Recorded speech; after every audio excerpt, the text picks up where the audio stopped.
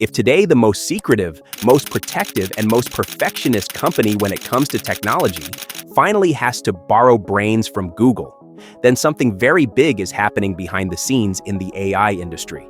This isn't just any collaboration. It's not about Siri getting a little smarter. It's a sign that even Apple realizes they're falling behind.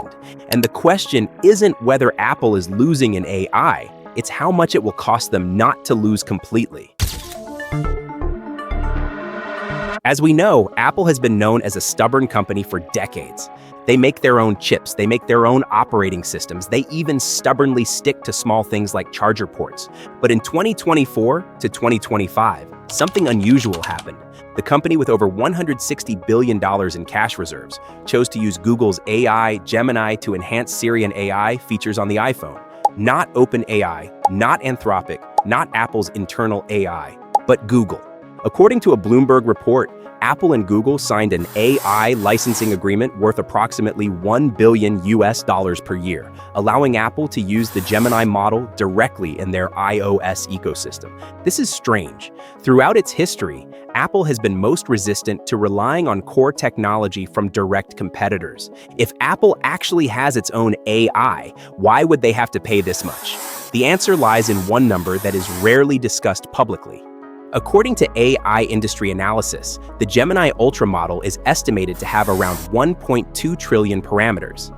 These parameters are a measure of complexity, reasoning capacity, language flexibility, and overall AI sophistication. In comparison, Apple's current internal AI model is estimated to have only around 150 billion parameters. This is not a gap. It's a technological chasm, and what makes it worse is that this chasm is not about money. It's about time. Google trained Gemini with thousands of data center class TPU and GPU with rapid iteration cycles. Meanwhile, Apple, despite having the most efficient chips in the world, was relatively late to enter large-scale AI training. At this point, Apple had only two choices: look like a loser, or quietly buy the most advanced brain available. And they chose the second option. On paper, Apple has all the resources it needs to build its own AI. It has data from billions of active users, neural engine chips in almost all of its devices, AI research teams spread across the US and Europe. But modern generative AI isn't one on paper, it's one on brutal scale. According to reports from The Information and Bloomberg, Apple's main problem isn't ideas, but computing power. Models with hundreds of billions to trillions of parameters aren't just bigger. They require tens of thousands of accelerators running non-stop, consume energy equivalent to a small city, cost hundreds of millions to billions of dollars per iteration to train. Google and Microsoft are already at this level. Apple, not yet.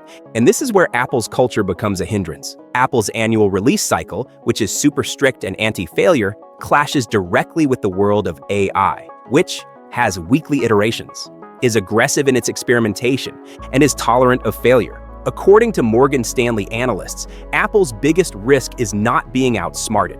It's making a single misstep and damaging its decades-long reputation. So Apple has chosen the coldest path, not forcing its AI to chase trillions of parameters, but hitching a ride on machines that are already far ahead.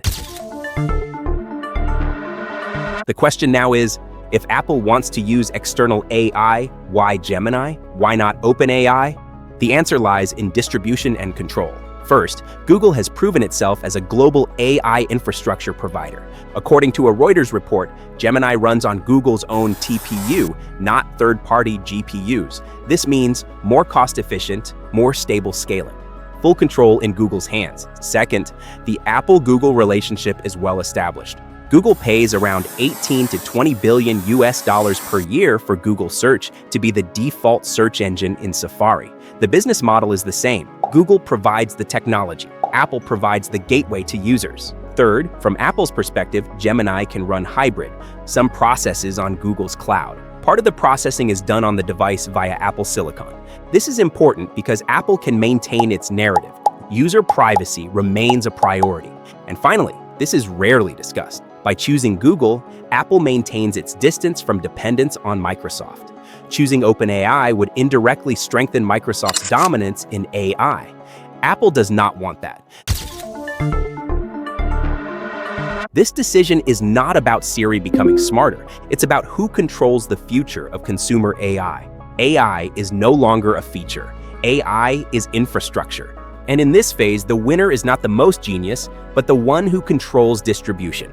Apple controls over 2 billion active devices, a closed ecosystem with the most loyal users in the world. Google controls frontier AI models, massive computing infrastructure. When these two powers collide, regulators immediately take notice. The European Union and the US Department of Justice, according to Reuters, have begun monitoring this collaboration due to its potential concentration of AI power, dominance over user digital behavior. But from a business perspective, this is a very logical move. Apple isn't losing. Apple is adapting. Because in the AI era, the losers aren't the companies without technology. The losers are companies that are too proud to acknowledge reality. So when you hear the phrase, Apple finally gave in and used Google Gemini, remember this, Apple didn't give in. Apple stopped being stubborn. And in the history of technology, the companies that survive aren't the most idealistic, but the ones that are quickest to read the signs of the times. But what do you think? See you guys in the next video. Empty hearts and neon lights, they're playing with my mind. Gotta get out of here tonight. Oh,